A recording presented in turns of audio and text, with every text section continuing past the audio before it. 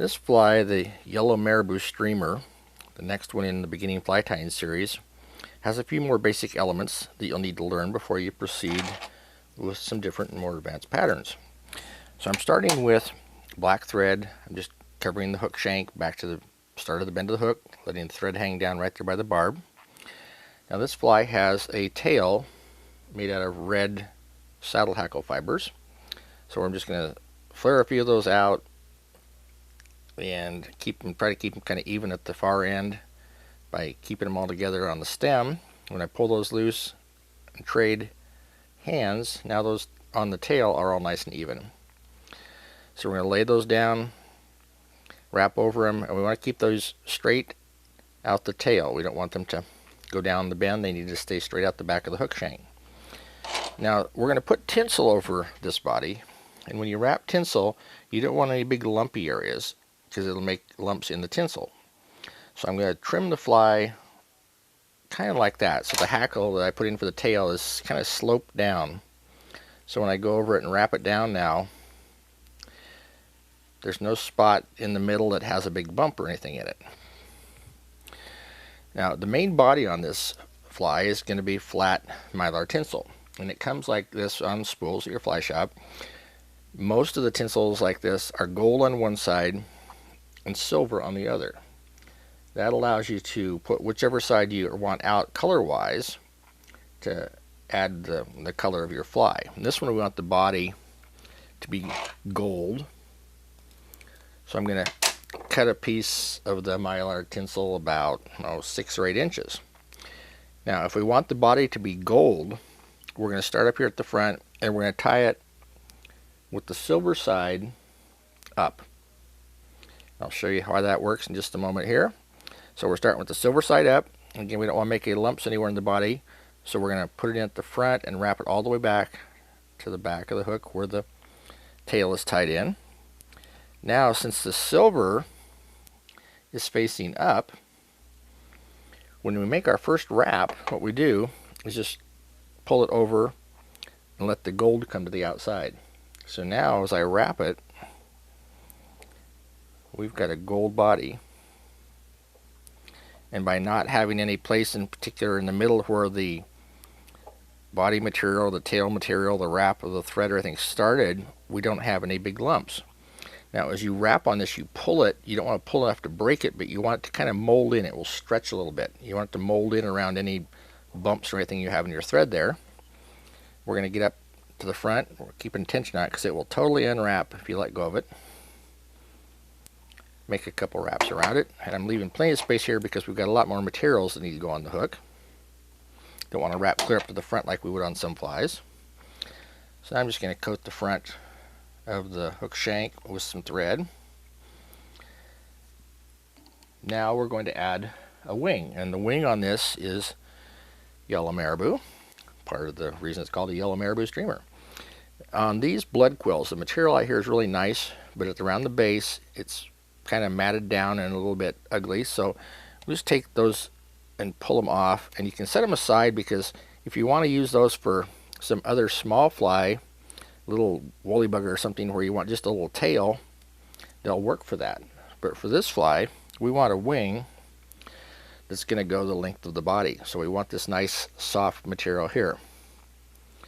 So we're going to take, just like we did on the red saddle hackle, we're going to get it kind of all evened out there and pull down the shank or down the stem, and it will all come out pretty even back here in the back. And I'm just going to break it off a little bit to get rid of some of those real fine points.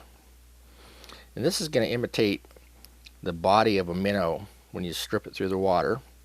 So you want it to be about as long as the tail, as the red there. So we're going to just take the marabou, and if you cut the marabou at this point, you can cut it off in a square end, and just dampen your fingers or spit on your fingers a little bit and twist that so it all stays together like that. When you put it down and wrap over it, all those fibers are going to stay together in that little cluster and give you the wing down the fly. If you got a little bit extra, you can always do a little trim on it, but that's pretty close right where it is. So that gives us our wing on our marabou streamer. Now we want to put a throat on it, and a throat acts as a gill. When you see anything on a fly pattern that says throat, it actually means either down the sides or down below the hook shank compared to a wing which is above it. So once again, we're going to take our red saddle hackle, pull some off, try to keep the ends as even as possible. Now this time I'm going to clip them before I tie them in, and they're going to go underneath the hook shank. So if I hold these and cut them, a flat end. Now what I'm going to do is I'm going to go down here under the hook shank, and I'm going to grab them down here and just hold them up into place underneath the hook shank. Make my soft wrap over it, kind of a loose wrap there to get a hold of it. Wrap to the same place that the wing was, so it's nice and even. That gives us the throat on the fly. Now the topping, very simply, some peacock herl, and peacock herl is one of those things you'll need to have in your fly kit. For most patterns, or a lot of patterns will use it. It's a really important thing to have in your fly tying kit. And it is simply the pieces of herl that are pulled off of a stem feather that makes the big peacock eye feathers on the males. And on this we just want 3 or 4 pieces. And once again, we can take them and kind of even them out.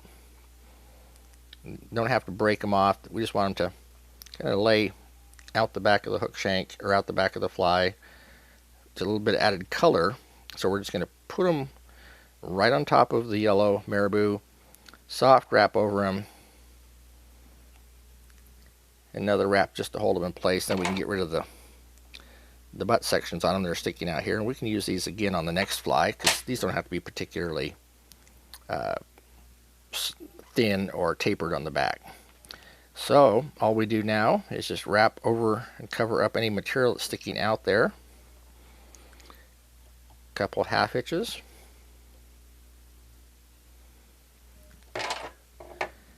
And clip the thread. And this is going to be our Yellow Marabou Streamer. A little bit of head cement. And you have to be careful using head cement around marabou. You don't want to get too much of it on there because the marabou will soak it up like a sponge. It will stiffen up the feathers and take away their liveliness. It makes this fly look like a bait fish swimming around. So we'll just kind of spread it around carefully around the head of the fly. And once that's dry, that's your completed Yellow Marabou Streamer. Now, one of the reasons I teach tying the Yellow Marabou Streamer early in fly tying lessons is because it's very versatile. This was the yellow with a gold body. If you happen to fish somewhere where there are fish eating small trout or small bass and you want to change up colors, you use the silver side of the tinsel out, put a little bit of light green marabou under some dark green marabou, and all of a sudden you've gone from an attractor pattern for trout and bass to a bait fish imitation for a lot of different species. Very versatile pattern, and it's kind of the first step in learning to tie bait fish patterns, and that's why I've included it in this step in the fly tying series.